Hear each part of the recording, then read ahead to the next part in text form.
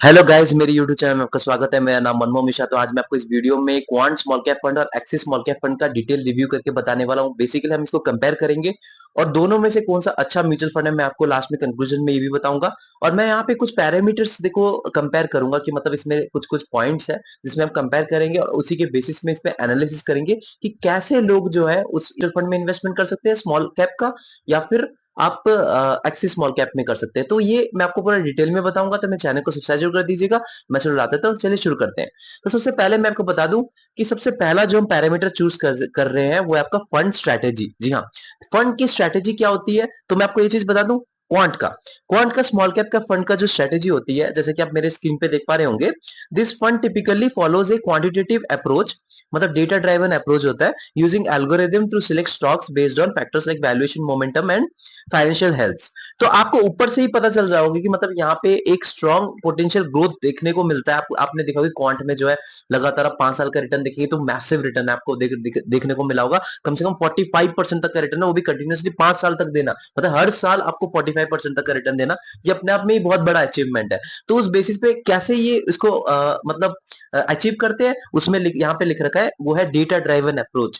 तो data driven approach मतलब ये एल्गोरिदम को फॉलो करते हैं। एल्गोरिदम मतलब मैं आप जान सकते हैं कि आपने सुना होगा डेटा साइंस, आपने सुना होगा कि पाइथन, आपने कोई कई ऐसे प्रोग्रामिंग लैंग्वेजेस सुने होंगे जिससे कि आप उसमें कुछ कोडिंग करते हैं और आपको उससे डेटा के बारे में पता चल जाता है कि कौन सा फ्यूचर में कौन सा स्टॉक जो है वो थोड़ा बढ़ने के आगे चांसेस हैं।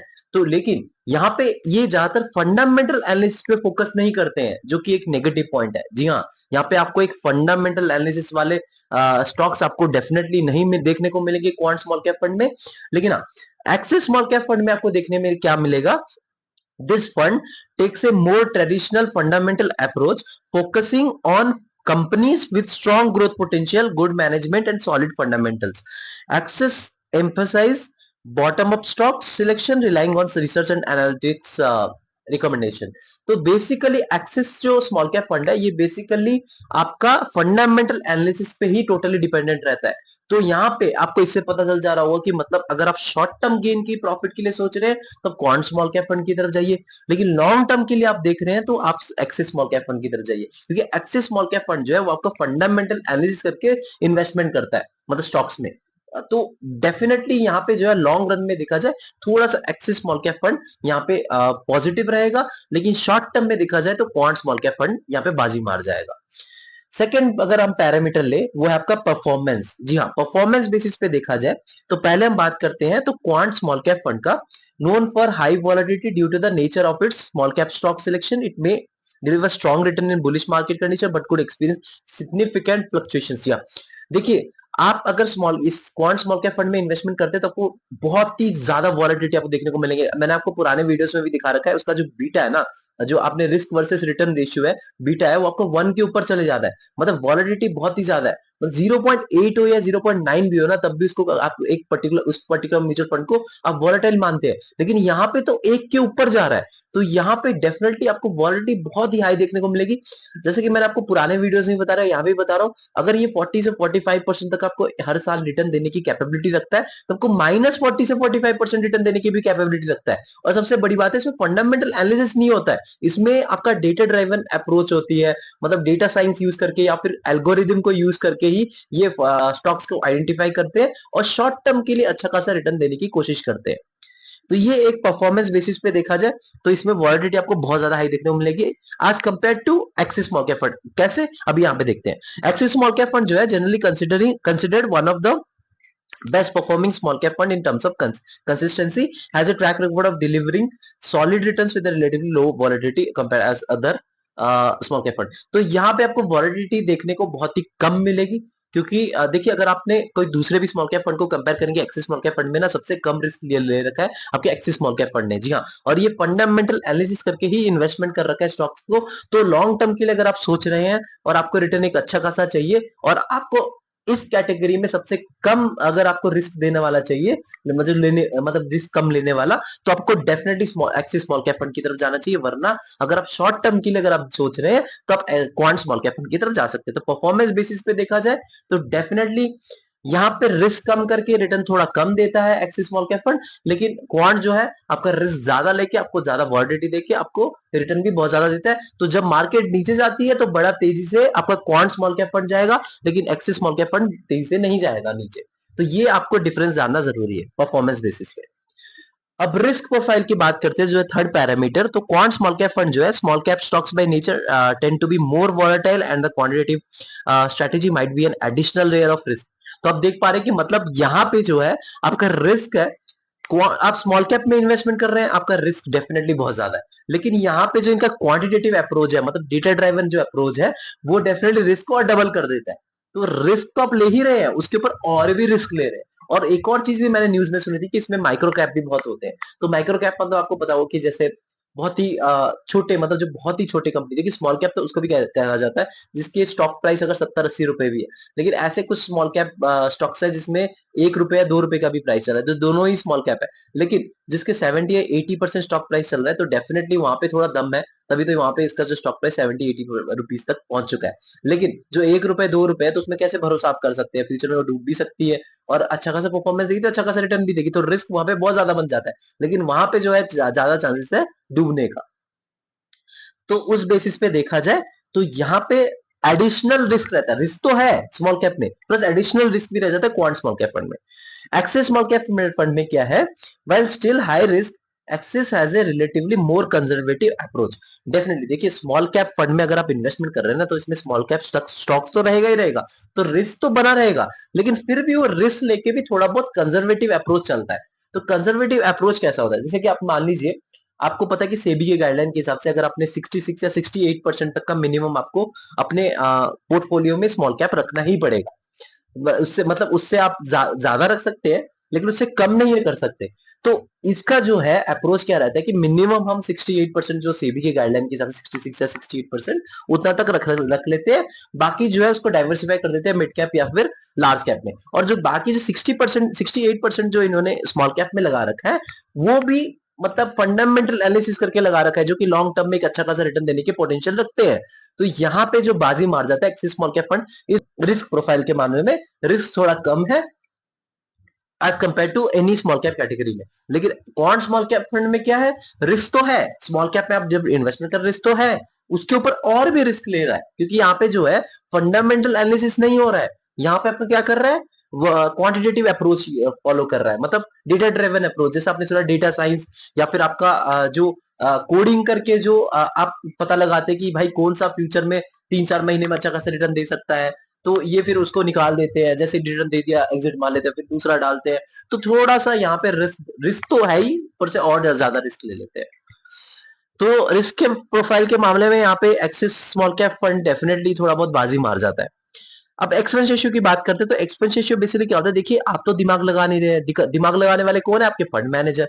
तो फंड मैनेजर आपका दिमाग लगा के आपका इन्वेस्टमेंट करके आपको रिटर्न दिलवाते हैं, तो यहाँ पे उनको एज ए मैनेजमेंट फीस कुछ पेमेंट करना पड़ता है। तो 1% से नीचे होना तो जरूरी होता है, क्योंकि देखिए लॉन्ग टर्म में अगर आप प्रॉफिट का 1% भी देते हैं, मतलब लॉन्ग टर्म में अगर देखें तो लाखों करोड़ों का डिफरेंस बन जाता है। तो लाखों करोड़ रुपए एज ए मैनेजमेंट फीस पे कर रहे हैं, तो आपको डेफिनेटली थोड़ा बहुत दुख होगा। तो यहाँ पे देखा जाए तो एक्सपेंस रेशियो दोनों का कंपेयर करें तो 1% से नीचे होना जरूरी होता है। और मैं आपको बताता हूँ, क्वांट स्मॉल कैप फंड हो गया है और एक्सिस स्मॉल कैप फंड हो गया, दोनों का अगर आप एक्सपेंस रेशियो देखें तो दोनों का ही आपको कम देखने को मिलेगा, दोनों का ही कम है। क्वांट का जो स्मॉल कैप फंड है, इसका थोड़ा सा कम एक्सपेंस रेशियो रहेगा as compare to Axis small cap fund. Reason ये है, देखिए दोनों का लगभग बराबर ही रहेगा, आप ये मत सोचिए कि यार ये, लेकिन थोड़ा बहुत अगर आप देखेंगे फ्यूचर में आगे जब जाएगा, थोड़ा सा एक्सपेंस रेशियो क्वांट का थोड़ा बहुत कम होने के चांसेस देखने को मिलेंगे, लेकिन एक्सिस के नहीं देखने को मिलेंगे, बराबर रहेंगे। लेकिन हाँ, रीजन क्यों है, क्योंकि यहाँ पे जब आप क्वांटिटेटिव अप्रोच लेके चल रहे हो ना, मतलब जो एल्गोरिदम फॉलो करके क्वांट स्मॉल कैप फंड में, तो यहाँ पे ज्यादा फंड मैनेजर का दिमाग नहीं लग रहा, यहाँ पे ज्यादा प्रोग्रामिंग नॉलेज लग रही है। लेकिन जो एक्सिस स्मॉल कैप फंड है, इसमें ज्यादातर दिमाग लग रहा है। तो दिमाग लग रहा है मतलब यहाँ पे उनको ऐसे मैनेजमेंट फीस थोड़ा बहुत ज्यादा देना पड़ेगा। लेकिन अभी के दौरान अगर आप देखें तो दोनों का आपको बराबर ही दिखेगा, कोई ज्यादा डिफरेंस नहीं दिखेगा। लेकिन फ्यूचर में इसका थोड़ा बहुत आपको देखने को मिलेगा, क्वांट का स्मॉल कैप फंड का थोड़ा कम expense ratio as compare to Axis small cap fund. तो इस मामले में एक्सपेंस रेशियो के मामले में देखा जाए तो रीजनेबल है दोनों। देखिए वो कब वो दिमाग लगा रहे हैं तो उनको एज ए मैनेजमेंट फीस तो देना पड़ेगा, और दूसरा वाला जो है आपका दिमाग नहीं लग रहा, वहां पे डायरेक्ट कंप्यूटर ही आइडेंटिफाई कर रहा है एआई के थ्रू या फिर आपका डेटा साइंस के थ्रू, उसी से ही आपका प्रिडिक्शन हो रहा है कि पर्टिकुलर जो स्टॉक्स है ये अच्छा खासा परफॉर्मेंस दे सकता है फ्यूचर में। तो ये एक पॉजिटिव और नेगेटिव दोनों में आपको देखने को मिल रहा है। फंड मैनेजर की बात करें, देखिए क्वांट स्मॉल कैप फंड जो है इसको manage by teams that focus on using quantitative models of stock selection and may appeal to investors looking for a more systematic approach. जी हाँ, तो यहाँ पे एक मोर सिस्टमैटिक अप्रोच ये देखने की कोशिश करने चाहते हैं, और यहाँ पे ज्यादा क्वांटिटेटिव मॉडल ही फॉलो करा जा रहा है, जो कि मैंने आपको पहले ही बताया। और एक्सिस का जो है वो आपका एक्सपीरियंस प्रोफेशनल है, तो वहां पे आपको एक्सपीरियंस इतने प्रोफेशनल नहीं मिलेंगे क्वांट स्मॉल कैप फंड में, क्योंकि वहां पे एक क्वांटिटेटिव अप्रोच देखने को मिल रहा है, डेटा साइंस के थ्रू आपका फंडामेंटल एनालिसिस करा जा रहा है। फंडामेंटल एनालिसिस करा ही नहीं जा रहा है, आप सोच सकते हैं, मतलब वहां पे बस डेटा के थ्रू पता चलता है फ्यूचर में कैसा प्रेडिक्शन किया जाता है कि अच्छा खासा परफॉर्मेंस दे सकता है, वहां पे ज्यादा रिस्क बन जाता है। लेकिन एक्सिस में क्या है, ये एक्सपीरियंस प्रोफेशनल्स जो कि अच्छा खासा फंडामेंटल एनालिसिस पे फॉलो करते हैं, जो जानते हैं कि पर्टिकुलर स्टॉक्स अच्छा खासा परफॉर्मेंस दे सकता है फ्यूचर में, मिड कैप या लार्ज कैप कैटेगरी का फंड बन सकता है, मतलब स्टॉक्स बन सकता है, तो उसी में ही ये इन्वेस्टमेंट होता है। तो यहाँ पे एक पॉजिटिव फीडबैक मिलता है अगर आप एक्सिस स्मॉल कैप फंड के फंड मैनेजर को कंपैरिजन करें क्वांट के स्मॉल कैप फंड के साथ। रिटर्न्स के मामले में अगर हम बात करें, तो रिटर्न्स जो है quant small cap fund can provide exceptional return during market rallies. जी हाँ, जब मार्केट रैली आएगा ना, जब ऊपर जाएगा ना, बुल बुल रन आएगा, तब आपको quant small cap fund massive return देखने को मिलेगा उसमें। लेकिन जब मार्केट नीचे आएगा ना, तब आपको देखने को मिलेगा भाई बहुत ही गंदा, इसमें आपको रिटर्न बहुत ही कम देखने को मिलेगा। लेकिन अगर आप एक्सेस की बात करें तो tends to offer steady growth, तो यहाँ पे आपको स्टेडी ग्रोथ मिलेगा। अगर आप ऑल टाइम, अगर आप 5 या 6 साल का रिटर्न आप देखेंगे ना एक्सिस का, 20 से 25% के रिटर्न के बीच में आपको मंडराता हुआ दिखेगा, ज्यादा से ज्यादा 26-25% आपको दे सकता है। लेकिन क्वांट का अगर आप देखें तो 40 से 45% तक का रिटर्न दे रखा है। जब मार्केट नीचे जाता है ना, बड़ी तेजी से नीचे जाता है क्वांट स्मॉल कैप फंड, तो यहाँ पे ये चीज आपको जानना बहुत जरूरी होती है।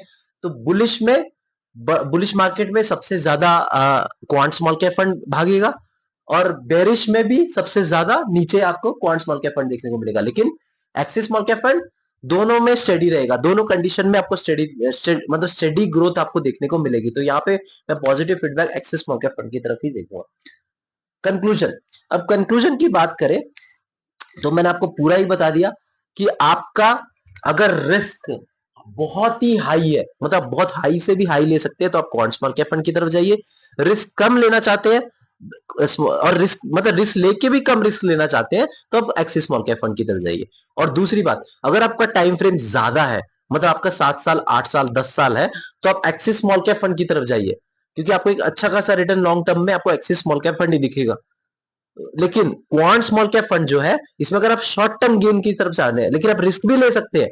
मतलब ये नहीं कि आपने 1 साल 2 साल भी देखा और आपने देखा कि ये तो माइनस ही चला गया दोनों साल, तब भी आप उसमें एस्केप नहीं कर रहे हैं, फिर भी आप रिटर्न आप वेट कर रहे हैं और स्टेडली इन्वेस्टमेंट कर रहे हैं, मतलब एसआईपी कंटिन्यू रख रहे हैं, तो डेफिनेटली आपको एक क्वांट स्मॉल कैप फंड में अच्छा खासा रिटर्न मिल सकता है। लेकिन मेरा जो ओवरऑल सजेशन है कि आप एक्सिस स्मॉल कैप फंड की तरफ जाइए, क्वांट स्मॉल कैप फंड की तरफ मत जाइए, क्योंकि देखिए 20 से 25% भी मैसिव रिटर्न होता है, 40-45% तो बहुत ज्यादा रिटर्न होता है, लेकिन फिर भी उसमें इतना ज्यादा रिस्क लेने का क्या फायदा, ज्यादा लालच भी अच्छी चीज नहीं होती। तो मेरा जो ओवरऑल कंक्लूजन में रहेगा कि axis small cap fund better है क्वांट का, क्योंकि क्वांट में फंडामेंटल एनालिसिस नहीं हो रहा है, वहां पे क्वांटिटेटिव अप्रोच फॉलो करा जा रहा है, जो कि टोटली कंप्यूटर पे डिपेंडेंट है, जो कंप्यूटर बता रहा है उसी पे इन्वेस्टमेंट हो रहा है।